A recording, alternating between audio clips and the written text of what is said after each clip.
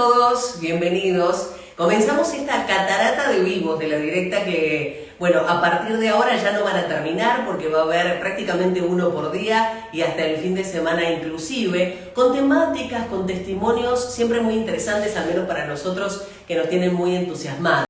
A medida que ustedes se van sumando, ya saben que estamos en FM Directa, lo anuncia su celular, lo anuncia donde estén conectados a redes sociales y por si alguno escucha, se prende y dice a su amiga, a su vecino, con quien converse, ¿cómo no miraste este vivo? Ya saben que quedan colgados en cualquiera de nuestras redes sociales y también lo pueden buscar por YouTube como los vivos de la directa.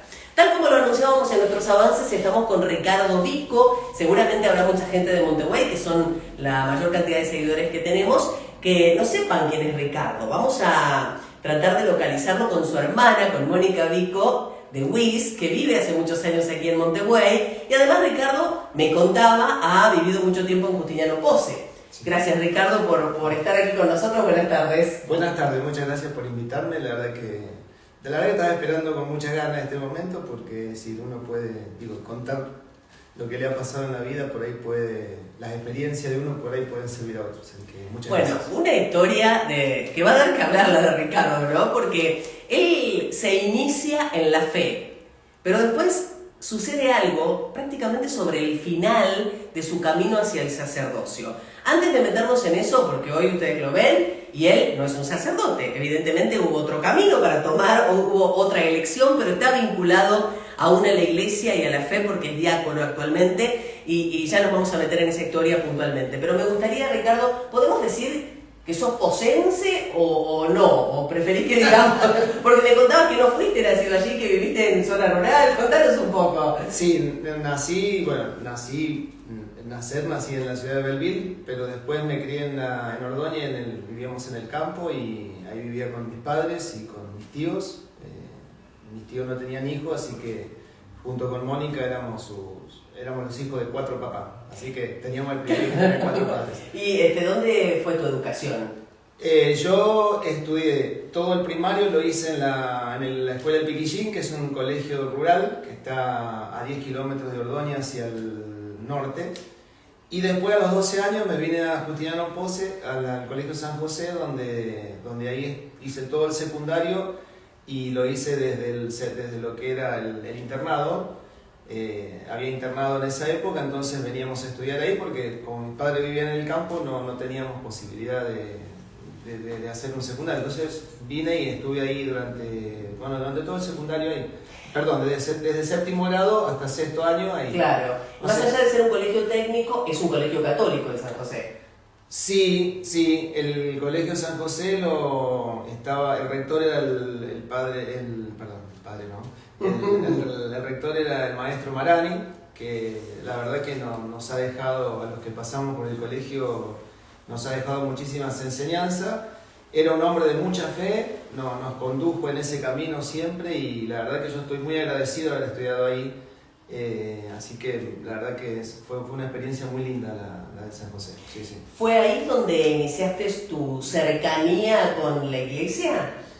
Sí, yo al principio no me interesaba mucho, nos obligaban a ir a la misa, porque como estábamos en el internado, los internos íbamos a la misa sí o sí, y la verdad que no me gustaba, íbamos porque teníamos la obligación, no por un gusto, y después en un momento alguien me invitó al grupo de la iglesia ahí de Justiniano Posse. En ese momento funcionaba la JUFRA, que es la Juventud Franciscana, y la verdad que ahí tuve una experiencia muy muy fuerte, porque recuerdo que me invitaron y un sábado me pidieron que lea el Evangelio, una lectura del Evangelio, y el sábado siguiente tenía que dar mi parecer sobre ello.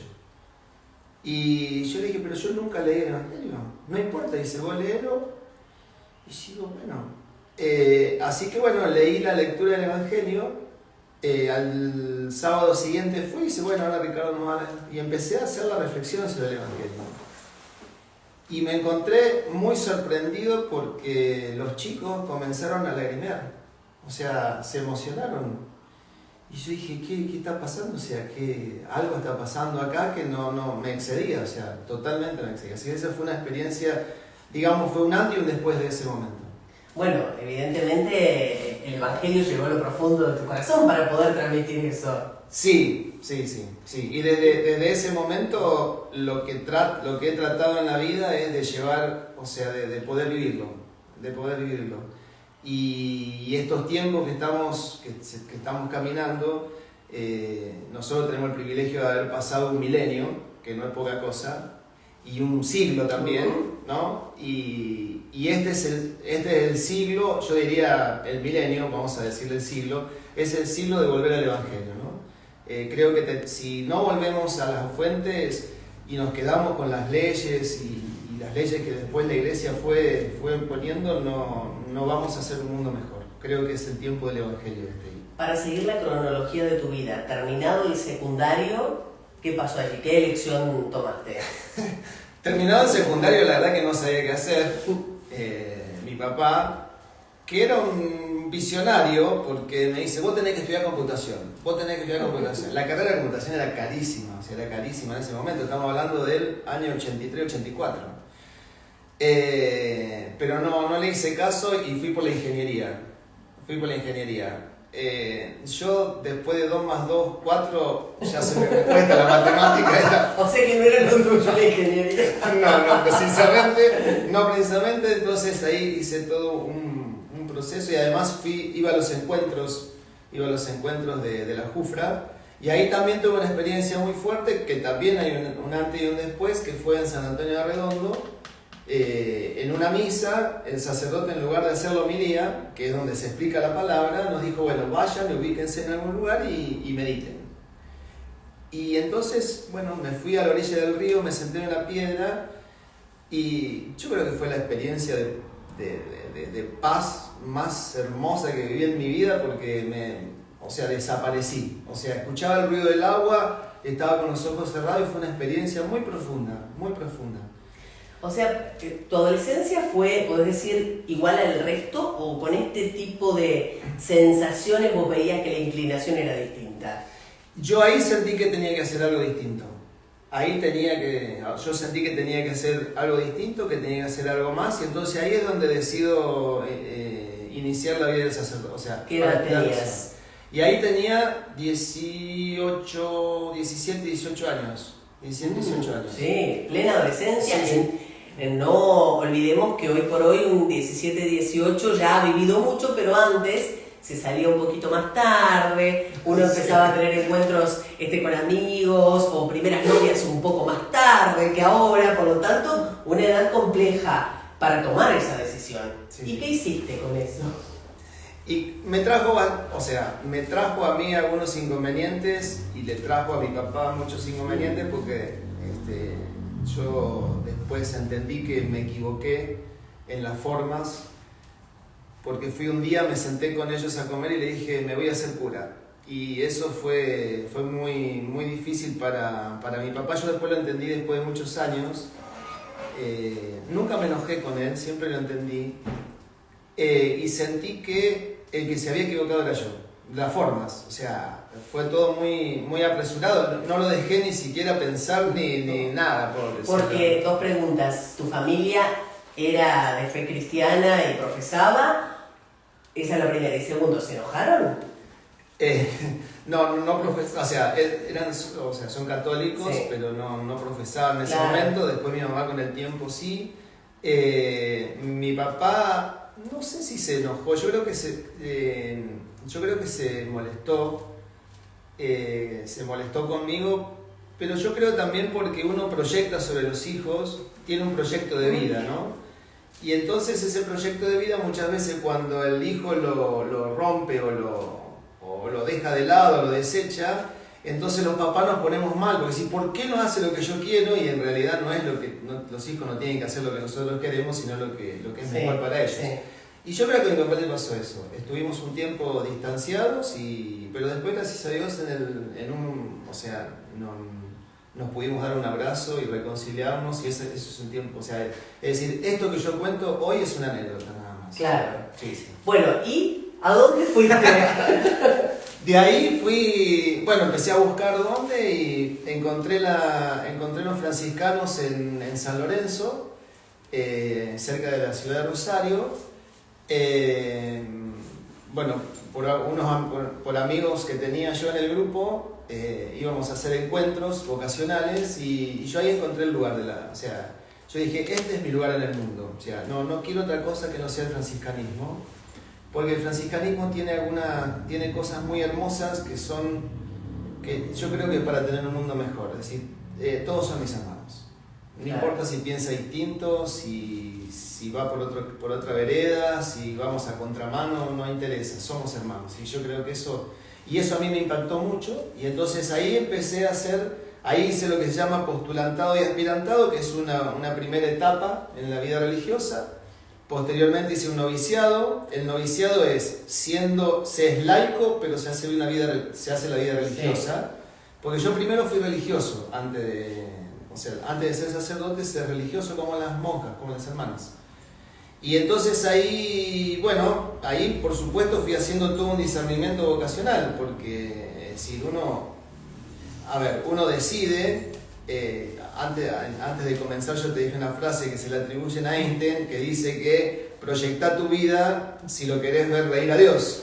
Y a mí me pasó exactamente eso. Claro. Yo proyecté toda mi vida, pero después parece que Dios, el que no cree en Dios, en el universo, o en el destino, como lo quieran llamar, me llevó por otros caminos. Eso generalmente, nos pasa a las mamás por primera vez cuando decís, después que nazca voy a hacer esto y voy a trabajar tanto tiempo, y después el mundo está pata para arriba y nada de lo que planificaste se da. Sí. Es una cosa así lo que está tratando de explicar Ricardo. Sí.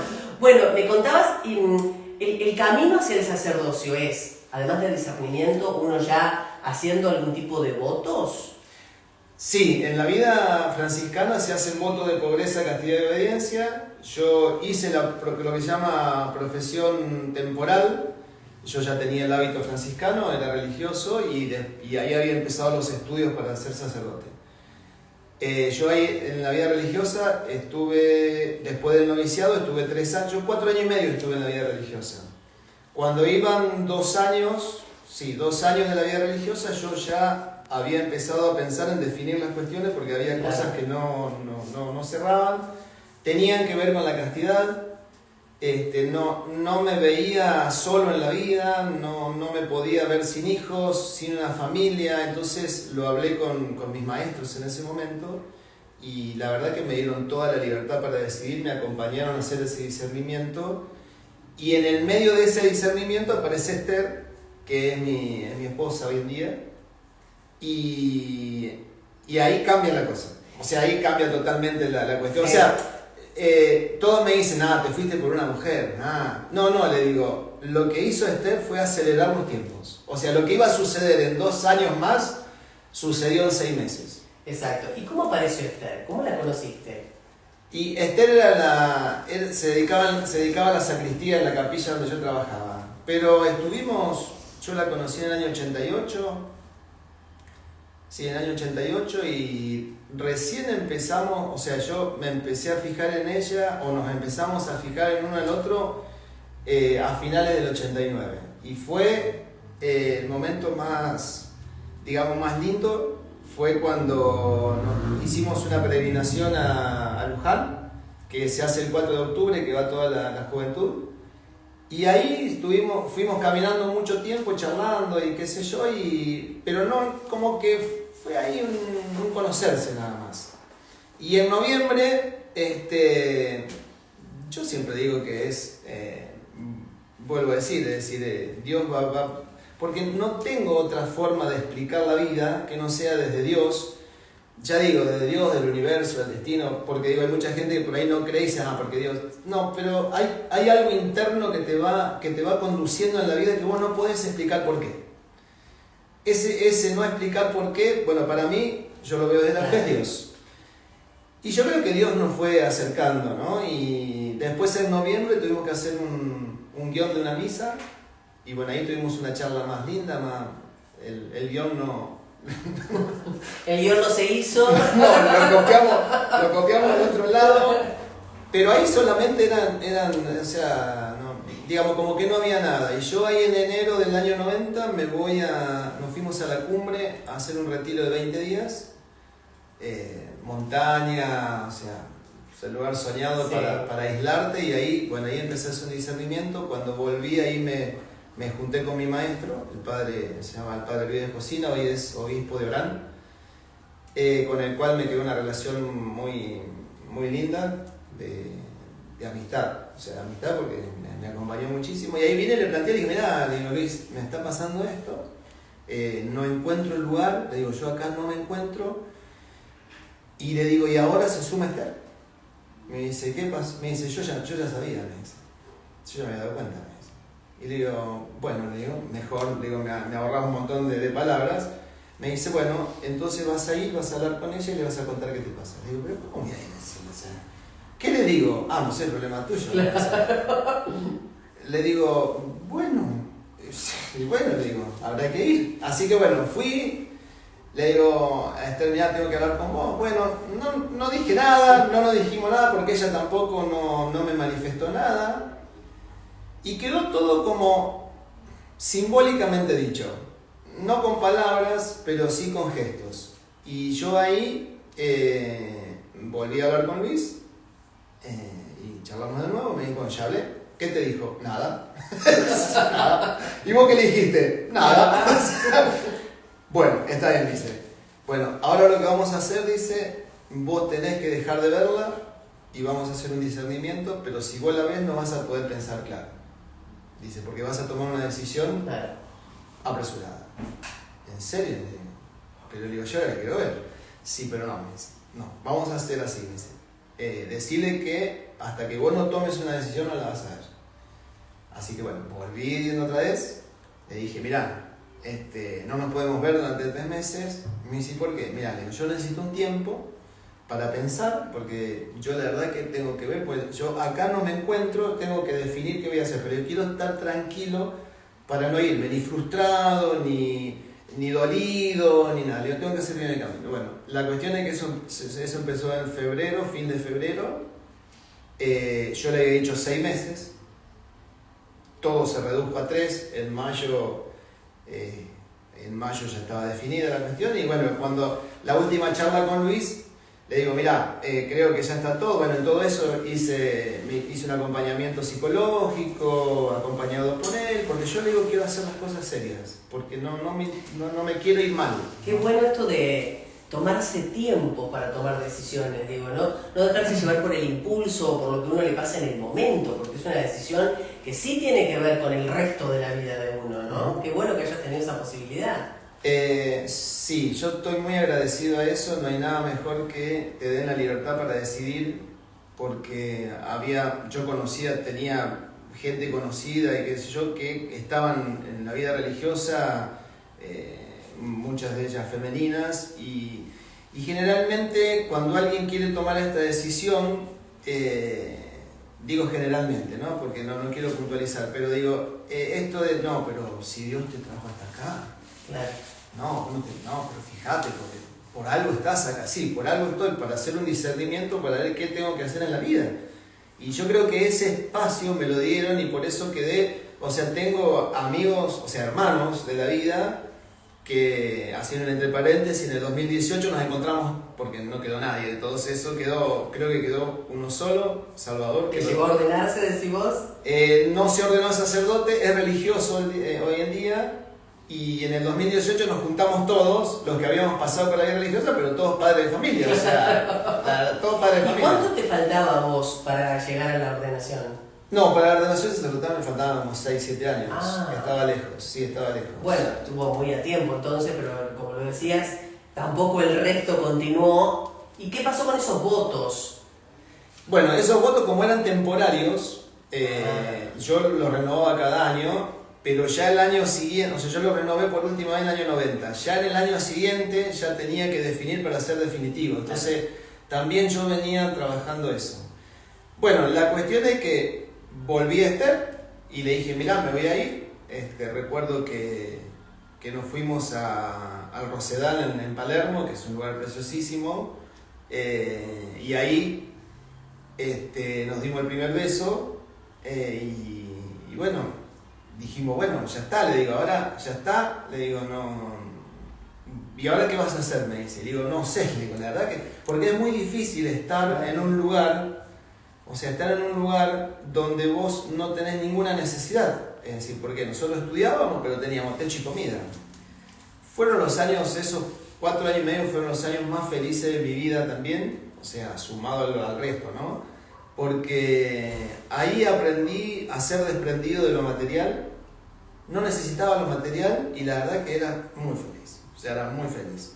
Pero bueno, después había que reconstruir la vida porque hay que reinsertarse en el mundo. Sí, exactamente. Hay que reinsertarse en el mundo. ¿Y qué fue lo que hiciste? Y ahí entonces hablé con Luis de nuevo, le digo, mirá Luis, me voy a quedar acá. No, vos acá en Buenos Aires no te quedás, vos te volvés a Pose. Digo, Luis, ahora que ya resolví todo con Esther, le digo, me tengo que volver a Pose, le digo, Esther está acá, le digo. Me dice, no, mira, lo tuyo con Esther más de 6 meses no habla. Le digo, bueno, está bien, si te voy a hacer caso. Y entonces me vine a Pose ahí y nos distanciamos. ¡Qué paciencia la de Esther también! Sí, la verdad que sí, porque se nota que había amor, porque si no, ya es flaco. Y eso te digo que no fue muy visionario, porque esos 6 meses, 30 y pico de años ya. Claro, pasaron 30 años de eso. Vamos a cumplir el año, ahora en febrero vamos a cumplir 30 años de casados. ¿Y cuántos hijos tienen? Tenemos 2 hijos, Juliana y Matías. Juliana estuvo conmigo ahora estos días acá en Montevideo, en Pose, vino conmigo y se fue anoche porque tenía que ir a trabajar hoy. Y así que bueno, y después empezó una historia de amor, digamos, sí, que era indefinida, ¿no? Porque... Pero Ricardo, ¿en ningún momento te alejaste de la iglesia? ¿O sí? Sí. Cuando volví ahí me alejé. Cuando volví me alejé. Yo creo que uno muchas veces toma decisiones porque hay veces que está enojado, se enoja con uno mismo y entonces ve en los demás el enojo. Yo sentí que cuando volví no tenía el lugar, no era el mismo Ricardo que me había ido. Cuando era religioso volví a Pose y mi mamá tenía un listado de gente para ir a visitar. Claro. Y cuando volví, para mucho fracasado, para mí feliz porque totalmente realizado, no soy un cura frustrado, o sea, no tengo frustración en la vida religiosa para nada. Cuando volví me encontré no encontré lugar. Yo sentí que no me daban el lugar, o sea, no tenía lugar. Y ahí me enojé con la iglesia en general y me alejé de 20 años. Estuve sin ir a misa, sin... Muchísimo tiempo. Sí. sí. Pero todo ese tiempo, yo agradezco ese tiempo. Porque todo ese vacío que se generó cuando yo volví, que fue cuando Juliana empezó a hacer la catequesis familiar, yo ahí me acerqué de nuevo. Claro. Y ahí ya me conocieron, se enteraron de qué había hecho, quién era, y ya me invitaron a dar la catequesis. Y yo un día mirando al crucifijo le dije, Señor, no, conmigo no, digo, ya está, yo no quiero saber nada. ¿No querés saber nada? Bueno, vamos a ver si no querés saber nada. Y entonces ahí retorné, pero estuve mucho tiempo alejado, sí, enojado. ¿Y enojado. ¿Cómo se es diácono? Porque es lo que hoy sos. Sí, primero... Sí, ¿qué me salté? La cuestión de cuando yo vine acá, nos veíamos con Esther, o sea, antes no nos veíamos porque estaba en la vida religiosa. Después, cuando tomé la decisión, me habían dado el lugar para que yo, domingo por medio, me vea con ellos. O sea, un domingo pasaba con la comunidad y un domingo la veía Esther. Eso fue de mayo hasta agosto. En agosto me dijeron, bueno, Franco, ya está. Ya está, o sea, ¿hasta cuándo te va a quedar acá? O sea, era un tiempo, no toda la vida. Así que bueno, ahí tomé la decisión y volví. Y bueno, y ahí nos empezamos a ver con Esther cada 15 o 20 días. O sea que... Bueno, empezó a tomar cambios normales la relación, digamos. Bueno, pasaron esos 20 años, familia de por medio. Sí. Esa cuestión de amigarse con Dios y con la iglesia. ¿Cómo fue esa vinculación después del enojo? Y siempre que uno genera un vacío en la vida, cuando vos, en lo que sea, en lo que sea. Que yo, por ahí te enojas, por ejemplo, te enojas con algún amigo por años y en la reconciliación después, o sea, ese espacio vacío se llenó triplemente. Y a mí me pasó eso porque es decir, ya era muy feliz con Esther, o sea, ya teníamos nuestros hijos, o sea, habíamos formado la familia, tenemos nuestra casa, o sea, estábamos acomodados, los dos teníamos trabajo, así que bueno, ya estaba todo encarrilado, pero faltaba la cuestión de la fe. Y entonces ahí cuando Julián empieza a hacer la catequesis, un día había dos señores hablando y si los chicos, dice, tenemos los adolescentes que no hay quien le dé catequesis, me dice, usted, es una comunidad de paraguayos, son gente muy respetuosa, y no sé por qué, pero a mí me dicen Don Ricardo, soy Don Ricardo. Entonces yo al principio dije, no me diga Don Ricardo, bueno Don Ricardo. No le sale otra Don Ricardo. Dice Don Ricardo, dice, ¿usted no le daría a los chicos de catequesis? Le digo, no cuenten. Y entonces me voy así, después vuelvo a pasar cerca y dice, bueno, le vamos a decir que no vengan los chicos, porque no tenemos catequista. Y yo miré. Fue un puñal en el corazón. Sí, volví a mirar el crucifijo y dije, ya está, Y bueno, y ahí empecé de nuevo. El sacerdote que estaba me presentó al obispo. El obispo me empezó a conocer y me invitó a hacer el camino del diaconado. El diaconado es un servicio dentro de la iglesia para hombres casados. Es decir, yo tengo la doble sacramentalidad, el sacramento del matrimonio y el sacramento del orden sagrado, que es el sacerdote. Es decir, el diácono es el primer grado del orden sagrado. Es el primer grado del diácono, el segundo el sacerdote, el tercero es el obispo. En ese orden. Nosotros, los diáconos permanentes, solamente tenemos el diaconado nada más. Los que van a ser sacerdotes son diáconos temporarios, o sea, por un tiempo son diáconos y después son ordenados sacerdotes. Perfecto, claro. Por ahora. Bueno, a eso iba, digo, ¿esperás una iglesia que se ayorne y crees que eso es posible? Hay una iglesia que está en camino, hay una iglesia que pasó allá por los años 60 por el Concilio Vaticano II, que hay mucha gente que le cuesta mucho aceptarlo, que ya hizo un cambio muy grande.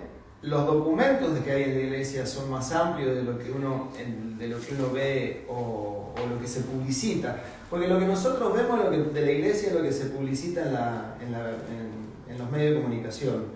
La iglesia cometió muchísimos errores, de los cuales a mí hay muchas cosas que me avergüenzan. Por ejemplo, el tema de los abusos, porque muchas veces la iglesia, por proteger o no sé, escondió mucha gente que debía haber sido juzgada porque hizo mucho daño. Le hizo mucho daño a las víctimas y le hizo mucho daño a la iglesia, porque la iglesia la dejó mal posicionada moralmente y económicamente, porque tuvo muchos problemas.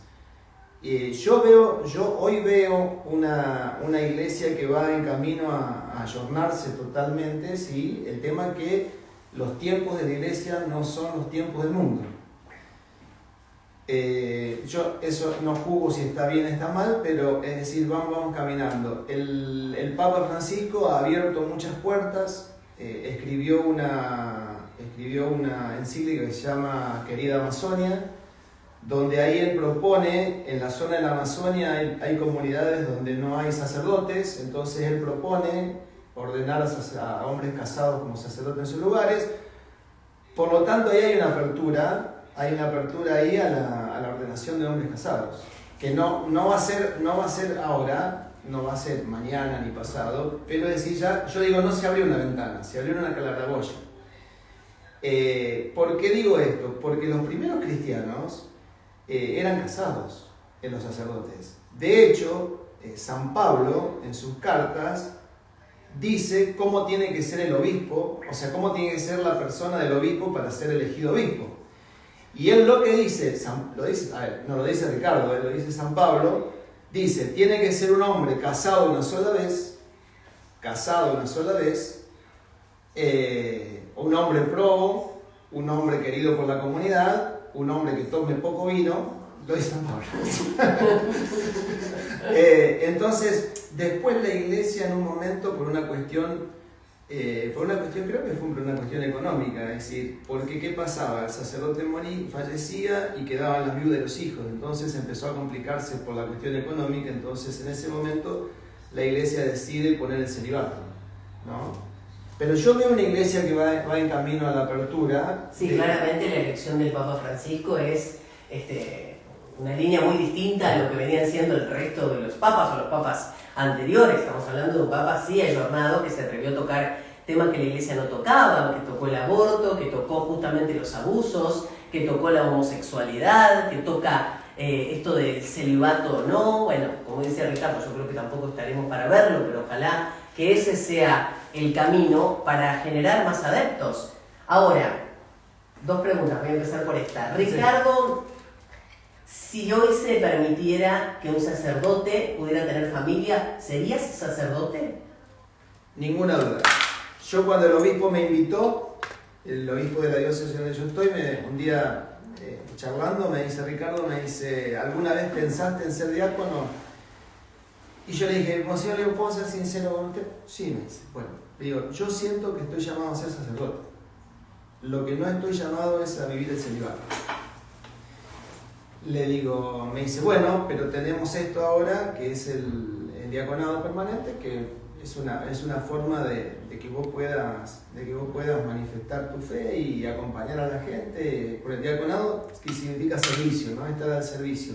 Y el diácono está al servicio de la palabra, al servicio del altar, es el que ayuda al sacerdote del altar, pero lo más importante es el servicio en la caridad, o sea, las personas más necesitadas. No solamente materialmente, sino aquellas que necesitan un oído, que se necesitan acompañadas. Y entonces le dije, bueno, hagámoslo. Pero ninguna duda que si se diera, si se diera la posibilidad y yo tuviese la edad todavía como para hacerlo, no tengo ninguna duda que haría el discernimiento para ser sacerdote. Sí. Y la otra es, ¿cómo un diácono con una, no sé si llamarlo mente abierta, pero digo un pensamiento por ahí distinto a lo que hoy por hoy la iglesia permite o pretende educar, ¿quién está, bajo qué sacerdote, bajo ala de qué sacerdote estás? ¿Quién te lo permite? Porque cualquiera diría no, o han pasado, que cuando hubo gente que viene y opina de esa manera, lo apartan. Bueno, el obispo, Monseñor Nanini, que es el obispo de la diócesis de San Miguel, donde yo pertenezco, yo he charlado muchas veces con él y le he planteado todas estas cosas y él no, o sea, si bien no hay una, o sea, a ver, si bien no tiene razón, pero tampoco claro. Dice, no, eso no hable. Claro. Y además hay algo muy importante en la iglesia porque como decíamos antes, no hemos pasado un milenio, hemos traspasado el milenio, que no es poca cosa, y hemos traspasado un siglo, ¿no? Que es un privilegio, ¿no? Porque no cualquiera traspasa, y menos un milenio, ¿no? Pero digo, este es el milenio, vamos a decir el siglo, para no ampliarlo tanto, es el siglo del Evangelio y el siglo de la mujer. O sea, la mujer comenzó a tener a partir de este siglo un protagonismo distinto dentro de la sociedad y también lo va a tener dentro de la iglesia. O sea, hay una escuela de ministerios que se llama, donde se es ministro de la palabra, donde se es acólito, que es como un monaguillo profesional, y eso está abierto a la mujer. Por lo tanto, es decir, hay una apertura hacia la participación de la mujer. No en los lugares, digamos, no en los lugares que tiene, porque a mí me dicen, no, pero la mujer tiene participación. Sí, tiene lugar, pero no tiene los lugares de decisión. Entonces, esto sería como una apertura a eso. Y el Papa ahora, yo no recuerdo, la iglesia tiene dicasterios, que serían para un país como un ministerio. Yo no recuerdo si no quiero hablar, no recuerdo si es el de derechos humanos. Hay un dicasterio donde puso una teóloga al frente de ese dicasterio. Y yo, si no me equivoco, es la primera vez que una mujer ocupa un lugar de ese tipo en la iglesia. O sea que de a poquito nos van dejando ocupar espacios que antes eran reservados para hombres. Sí, y además, por ejemplo, ahora el Papa hizo comenzó el año pasado ya, comenzó lo que se llama un sínodo. Un sínodo significa caminar juntos. Y el Papa desde el 2020 creo que empezó a hacer una consulta a todo el mundo. Hasta aquellos que no creen, que están enojados con la iglesia, pueden hacer esa consulta. porque todo eso después va a ser llevado, en el 2023 se van a juntar todos los obispos y van a tomar, o sea, a partir de todo esto, porque acá lo que a mí me gusta mucho, porque hay una participación de los laicos, pero hay una participación, digamos, de voz. Claro. O sea, no de decir, bueno, a ver, los escuchamos, pero después nada, no. Hay una apertura porque este sínodo se hizo a nivel mundial y todos hemos opinado sobre la Iglesia, y entonces me parece que ahí el Papa hace una apertura muy grande de la Iglesia hacia la sociedad y hacia el mundo. O sea, y además lo que él pide constantemente es que tiene que haber una Iglesia en salida. Es decir, nosotros no tenemos que pescar en la pecera. Es decir, la gente que ya viene a la Iglesia, ya viene porque ya tiene la fe. Nosotros lo que tenemos que hacer es salir a aquellos que todavía no comprenden la fe y no comprenden que vivir la fe no es una cuestión no tiene que ser una cuestión de opresión, sino tiene que ser una cuestión de liberación. Si el Evangelio no te libera, es porque no es Evangelio. O sea, si vos vas a la iglesia a tratar de vivir el Evangelio, y el Evangelio no te libera y te oprime, eso no es Evangelio. Es una cuestión de los hombres. Es una cuestión de los hombres. Y sí, es maravilloso esto que decís. Es esperanzador también para aquellos que por ahí estamos un poquito corridos porque no estamos muy de acuerdo con un montón de cosas. Es muy esperanzador porque queremos. Y otra cosa importante es que la Iglesia, si bien la hacen los hombres se equivocan también. Por eso muchas veces es muy fácil señalar sobre las equivocaciones grandes que ha tenido la Iglesia en su historia. Pero bueno, la fe es otra cosa. La fe tiene que ver con nuestro interior, tiene que ver con eso. Sí, la iglesia tiene 2000 años. Tiene 2000 años. Cometió casi todos los errores, seguirá cometiendo, pero también cometió casi todos los aciertos. Lo que yo estoy viendo en este tiempo es que la gente que es contraria a la iglesia, que desprecia a la iglesia por un montón de motivos, están cometiendo los mismos errores de los cuales a la iglesia se la acusa. Por ejemplo, de la Inquisición. Si bien hoy no quemamos gente en la plaza, pero si hay alguien que piensa diferente, lo apartamos, ya lo empezamos a mirar mal, lo tratamos de escracharlo, y eso se le critica a la iglesia, que durante muchos años lo hizo a través de la Inquisición. Es decir, el que no pensaba como la iglesia era quemado en la plaza pública o era llevado preso. Entonces, yo lo que pido, lo hago de este espacio que es chiquitito, no cometan los mismos errores de los cuales ustedes critican. Mejoren el mundo. No lo hagan de la misma forma, porque se está haciendo de la misma forma. Entonces, con los inquisidores no hacemos nada. O sea, con acusar al otro porque piensa distinto, no hacemos nada. Tenemos muchísimas cosas en común. Muchísimas cosas en común. Yo durante la pelea, porque fue una pelea sobre la ley del aborto, vi pañuelos verdes y pañuelos celestes. Y yo un día me senté y dije, pero si nosotros nos sentamos, juntamos, hacemos 10 puntos en los cuales estamos de acuerdo, y hay solo en uno que no estamos de acuerdo. Entonces, ¿por qué tenemos que estar peleándonos por uno solo si después hay muchas otras cosas por las cuales trabajar? Por ejemplo, yo no estoy de acuerdo con el aborto, por supuesto. Tengo mi pensamiento y mi manera de ver, porque yo siempre digo, no, yo puedo no estar de acuerdo, pero lo que no puedo hacer es juzgar a la persona. ¿Por qué? Porque se juzga a una mujer que está en shock y desesperación. Y alguien que está en shock y desesperación es muy difícil que pueda pensar. O sea, entonces tengo que acompañarla muy bien para que esa persona pueda comprender de qué se trata lo que le está pasando. Después lo otro que a mí no me gusta es que siempre se estigmatiza a la mujer. Pero resulta que yo sepa, para tener un hijo necesitamos dos, un varón y una mujer. Ahora, del varón nadie habla. Porque nadie va a acusar al varón de que le abandonó a la mujer. Y hay muchos casos donde el varón se va, desaparece, o hay un abuso, o las cosas que sabemos. Entonces yo digo, ¿por qué siempre le cae todo el peso a la mujer? Porque lógicamente lo lleva en su vientre. Y el varón que se rajó. O sea, hay que hacerse cargo de la vida, pero los dos se tienen que hacer cargo, porque me parece que está muy desequilibrada la cuestión. Entonces yo digo, está bien defender a los niños por nacer, porque me parece que un niño que está en el vientre de la madre ya es una persona, porque porque yo, por ejemplo, fui en un momento un cigoto, que es la unión del espermatozoide con el óvulo, y después fui evolucionando hasta ser Ricardo hoy. Si en algún momento de la vida me hubiesen interrumpido, no estaríamos conversando hoy. Entonces yo digo, pero yo la pregunta me hago, ¿qué pasa con los niños nacidos que sufren la desnutrición, por ejemplo? Yo no vi a los pañuelos celeste y verde juntarse y poder, y vamos a reclamar para que no haya más chicos desnutridos en la Argentina. Eso no se hizo. O sea, se terminó el Boca River del aborto y parece que ahí terminó todo. Porque yo ahora no veo más pañuelos verdes, no veo más pañuelos celestes. Entonces yo digo, ¿qué fue? ¿Algo mediático? ¿Algo para los medios de comunicación y terminó todo ahí? Tenemos muchas cosas por las cuales luchar.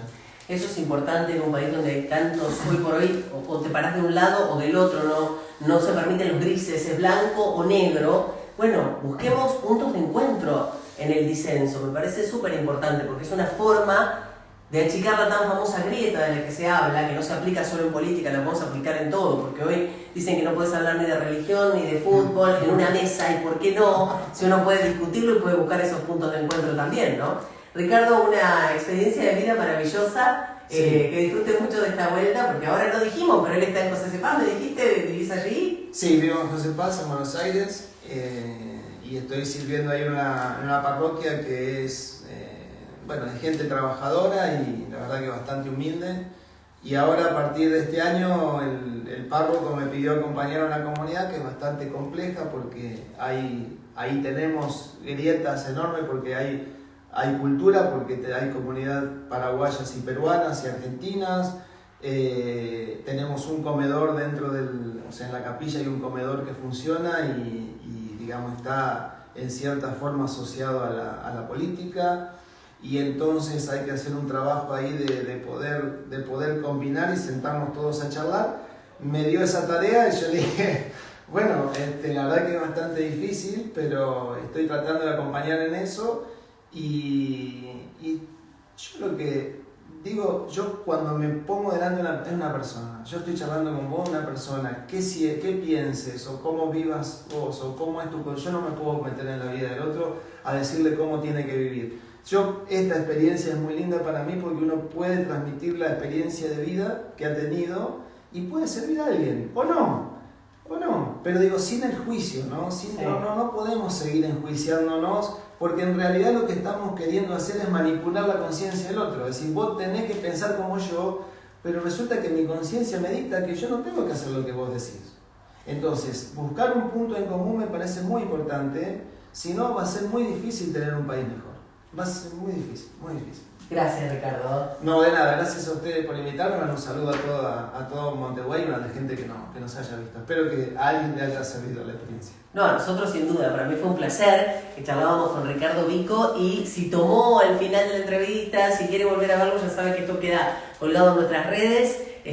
Un verdadero placer, y además me parece que uno de esta charla se queda con mucho, pero me voy a quedar con esto, ¿no? El tiempo para tomar la decisión, el tiempo de pensarlo, de buscar la seguridad, por supuesto que la vida después te permite volver en el caso que uno se equivoque, y es humano, pero si uno se toma ese tiempo, muy probablemente la decisión sea más acertada, que sirva para, no sé, la decisión de una carrera que uno va a tomar, que por ahí los jóvenes se ven obligados a terminar el secundario y elegirla. Sirve tomarse un tiempo si es que no están decididos, sirve tomarse un tiempo para el matrimonio, para ser madres, sirve tomarse un tiempo, nos va a alejar bastante del error, y me parece súper interesante. Miren, si no, más de 30 años casado, pero sigue unido a la fe y a la iglesia, a pesar de no haberse ordenado sacerdote. Gracias a todos, nos reencontramos el sábado, ¿no es cierto, Valle? Sábado, 18 horas, aquí en este lugar vamos a estar charlando con Agustina Cruceño.